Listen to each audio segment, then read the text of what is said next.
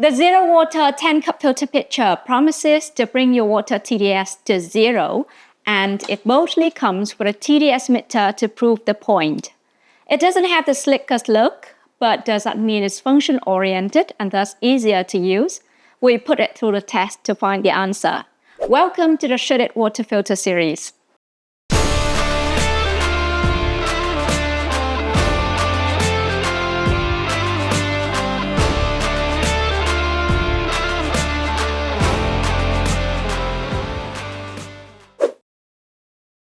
Hello, my name is Anh Ngo, and in this video we're going to review the ZeroWater 10-cup filter pitcher. We're going to talk about how well it works in removing chlorine and improving water taste and odor, and how the flow rate holds up. We'll also check out the design, ease of use, and convenience features, weighing the good and the bad, and wrap up with who should consider buying it and who might want to skip it. How we test. It can be overwhelming to choose a pitcher among so many options out there. That's why we test all our pitchers using same test and rating standards, focusing on performance, design, and usability. Interested in learning more about our test procedure and rating criteria? Search for How Should It Test Water Filter Pitchers to find out more. First glance. Let's have a brief overview of the ZeroWater filter pitcher. This is a 10-cup pitcher which holds a total of 80 ounces of water. The pitcher measures 11.4 inches in depth, 5.9 inches in width, and 10.6 inches in height. It's heavier than a typical pitcher of this capacity at almost 50 ounces or 3 pounds with the filter installed. There's a TDS meter attached to the lid so you can check the water quality. And finally, the filter cartridge is huge. The good news is it's certified to remove a plethora of contaminants including chlorine and lead. Performance. The ZeroWater 10-cup pitcher brought the chlorine level from 10 plus milligrams per liter down to 2 milligrams per liter.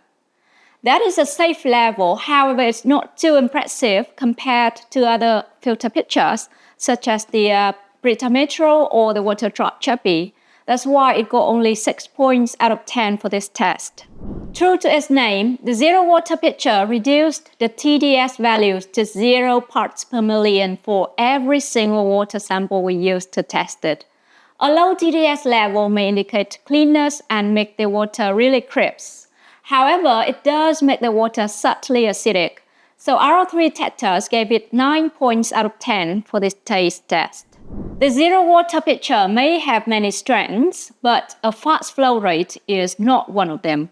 It took more than 7 minutes to filter all the water in this reservoir, which translates to a flow rate of 3.4 milliliters per second.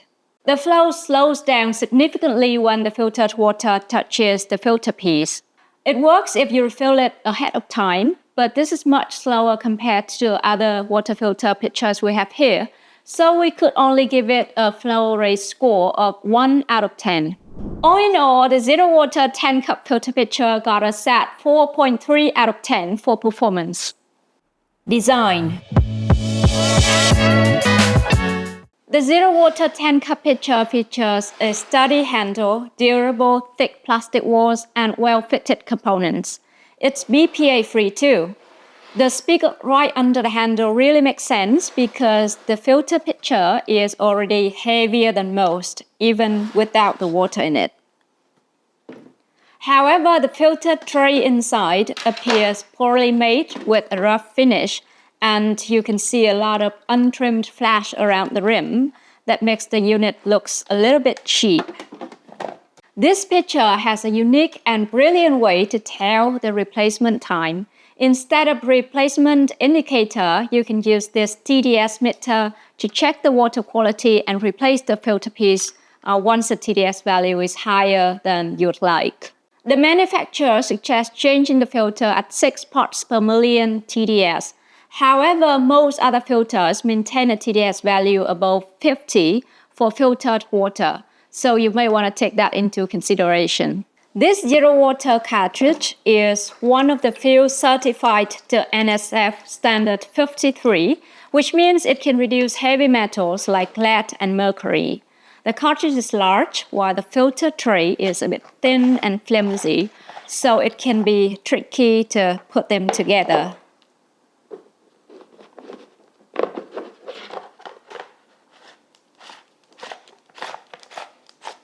But once the filter is in place, you are all set. It doesn't leak any material into the water like some other filters do, such as the Brita filters. Don't leave it dry for more than a day because it might get clogged with all the air bubbles. If that happens, a good soak will get it working again. For all these features, we gave the ZeroWater pitcher 7.5 out of 10 for design. Usability. The ZeroWater pitcher is not the easiest to put together or take apart. The lid has a holder for the TDS meter, and this part here also serves as a grip. However, it is sometimes awkward to hold, so we had to lift the spout cover to remove the lid. Also, the lid has sharp points which can poke your hands. The filter attaches to the bottom of the filter tray, also called reservoir, but the tray is somewhat flimsy and too flexible, so it's a hassle twisting them together sometimes. The tray looks like it's gonna break anytime. Most other pitchers have a trapdoor and a lid for refilling, but not the ZeroWater pitcher.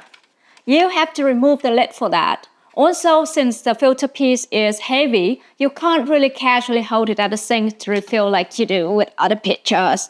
So, refilling is more of a pain on this one than other pitchers of its kind. You can either pour or use the spigot to get clean water.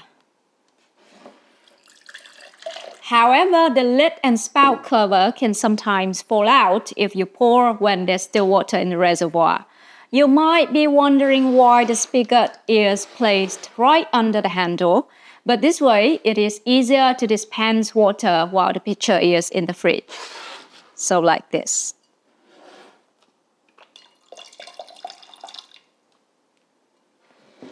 Note that unlike your Brita, this pitcher is not designed to be put into a dishwasher. It's easy to clean it manually, but you should watch out for the sharp flash and these pointy parts because they can really cut into your skin. For all it's worth, we gave the ZeroWater 6.7 out of 10 for usability. Verdict. The ZeroWater filter pitcher does a decent job at filtering water. While the flow rate is slow, it did bring the TDS level to 0 in our tests. This is something we haven't seen with any other filter brands, and we've tested more than a dozen of them. However, the design isn't the best. The filter reservoir feels flimsy and seems like it missed some quality control checks. Refilling, pouring, and replacing the filter all require more effort compared to other pitchers. The ZeroWater pitcher earned an overall score of 5.7 out of 10.